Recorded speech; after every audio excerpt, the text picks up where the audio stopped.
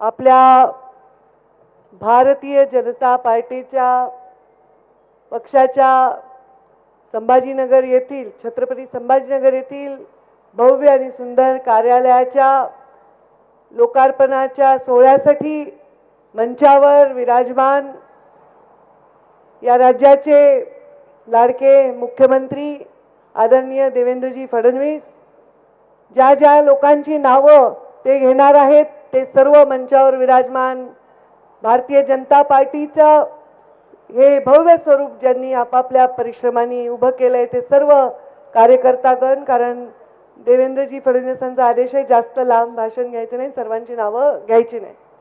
आणि समोर उपस्थित भारतीय जनता पार्टीचा अत्यंत ताकदवर पाया निर्माण करणारे सर्व भाजपाचे खंदे कार्यकर्ते, बहादर कार्यकर्ते, मी अभिनंदन करते सन्माननीय मुख्यमंत्र्यांचे की आता भारतीय जनता पार्टीचे कार्यालय सगळ्या शहरांमध्ये जवळपास उभे राहत आहेत।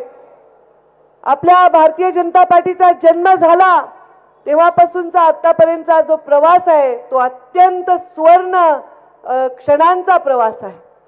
आपले सर्वांचे श्रद्धास्थान पंतप्रधान तेव्हाचे आपले अटल बिहारी वाजपेयी म्हणायचे, न हार में न जीत में किंचित नहीं भयभीत में, संघर्ष पथ पर जो मिला ये भी सही वो भी सही, हार नहीं मानूंगा वरदान नहीं मांगूंगा। त्या काळामध्ये स्वाभिमानाची कार्यकर्त्यांना गरज होती आणि एक पर्याय देशामध्ये उभा करण्याची गरज होती।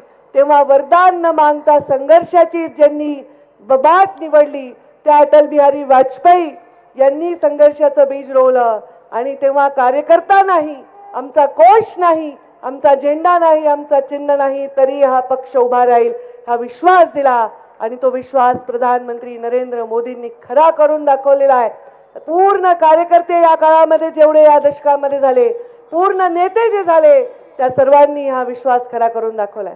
या मराठवाड्याचे भूमिपुत्र आपले प्रमोदजी महाजन आणि मुंडे साहेब आज त्यांच्या या सगळ्या परिश्रमांना किती यश आले याचा मला खूप आनंद वाटतो आणि यात सगळ्यात मोठं योगदान देवेंद्रजी फडणवीस यांचं आहे, कारण तिसऱ्यांदा परत मुख्यमंत्री होणं हे आपल्या भाजपाच्या प्रत्येक कार्यकर्त्याचं स्वप्न पूर्ण करणे।